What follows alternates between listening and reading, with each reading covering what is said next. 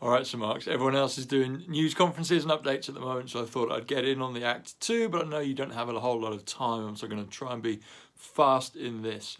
I want to give you a picture that I found helpful. I want to let you know about St. Mark's over the next few weeks and months. I want to encourage you and I want to bless you. Here's a picture I found helpful. This guy I heard last week was talking about the start page of the Christian story. Don't worry, it's a story if you're already switching off thinking, I hate Genesis. But the story is that there's a tree and that God says to the people, don't go anywhere near that tree, don't eat the fruit of that tree. The fruit of that tree is knowledge. And maybe you know the story, the people eat the fruit of the tree and they acquire knowledge. The problem, said this guy I was listening to, was that the other fruits they would have needed weren't attached to that tree. The other fruits were wisdom and power. And those things still lie with God, and all of a sudden humanity had all the knowledge but didn't know what to do with that. And as he said that, I thought, oh, that's how I feel at the moment. I feel like I have all this knowledge, but I don't have the wisdom or the power to be able to deal with it, to be able to do anything with it. All of a sudden I know about the R rate, and I know about how viruses are controlled and why South Korea is doing it better than we are, and all of my friends on my social media feeds, they've all got knowledge as well, and it adds to this knowledge bank. But because I don't have maybe the wisdom to be able to sift it and to be able to apply it, and I don't have the power to be able to change it or influence it or even go out for a walk without feeling the fear of the person walking towards me and whether they're going to cough all over me, then I don't have this peaceful spirit, because the knowledge levels and the wisdom levels and the power levels, they're not the same. And so, of course, I feel destabilized within.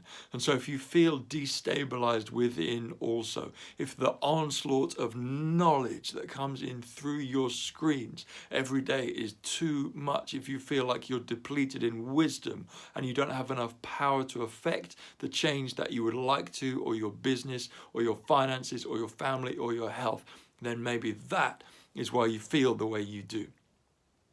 The second thing I wanted to let you know is about St. Mark's. Now, I know that in the broad scope, the levels of importance about our little church when compared to your health and your family and your workplace and your finances is very, very small. So this will be quite quick, but if it moves anything from the uncertain box into the certain box in your mind, that helps you be a bit more mentally healthy, then that's a good win for me. So here's the deal.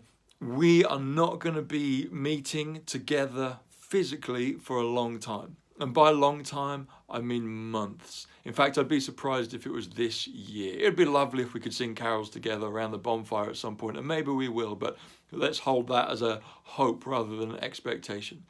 And the reason I say that is because we're driven in all that we do by love, and by the love of others, and by the love of the vulnerable, and by loving our neighbours. And to be together at the moment would be unwise. It'd be unlawful, but it'd be unwise, and it would put people at risk, even in a few weeks and months. That it will put people at risk either of their physical health, or it will raise levels of mental anxiety as people wonder whether they should be with us or not, and they'll feel alienated. And the thing is, we've never been a church that's been driven by a service that you have to attend and listen to people like me waffle on.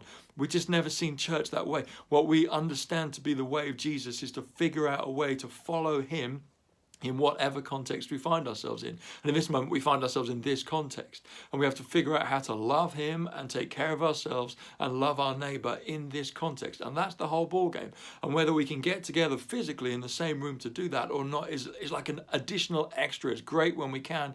And we're finding ways of being able to be together, and we'll find new ways over the next few weeks and months.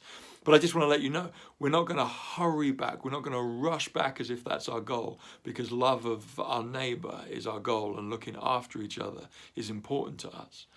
And there's a grief that comes with that, I'm sure, as we realise we would love to just sit around the table and share a frothy coffee with each other and talk and laugh and not worry about the Wi-Fi dropping out or the lag in the conversation.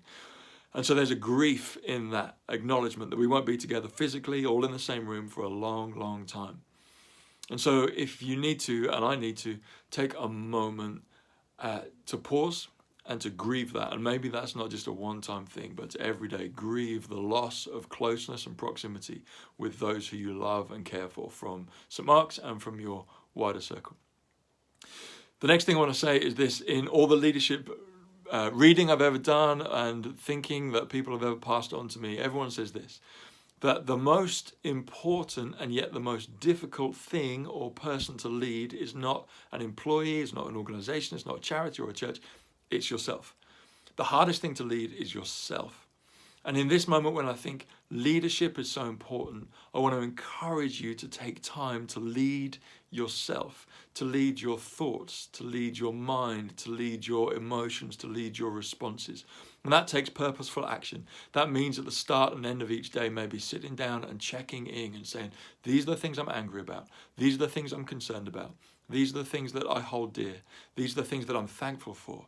God, I need to give you these things, and I need you to quiet down the anxiety in me, and I need you to give me hope. So I want to encourage you in these moments more than ever to lead yourself, to lead your expectations and your hopes and your fears and your dreams, to not rush past any of them, but to allow them to be. They are all means by which God can communicate to you. None of them are things we should hide from ourselves or from God. None of them are things which are unique to you. In fact, we all feel like we're the only ones feeling like we are, but you're not. None of them deserve to be rushed past. All of them can speak to you, and in their own way, all of them can bring healing as long as you don't dismiss them. So spend time, gang, leading yourselves and focusing on Jesus, who is the rock, who does not change, who is with you right now, who will be there tomorrow and the day after and the day after. And as we begin to understand that this context in which we find ourselves is going to be like this for a long time, and the race is not to get back to what was, but to figure out how we can make what is possible and good for as many people as possible, that's what we need to go for. The final thing I want to say is love you, cheering you on, miss you deeply, and I'm really proud to be in a village with you. And my hope is this, and my prayer is this, and my final blessing on you is this. May the God of hope fill you with joy and peace as you trust in him. Say that again. May the God of hope fill you with all joy and peace as you trust in him, so that you may overflow with hope by the power of the Holy Spirit. Love you, gang. Keep going.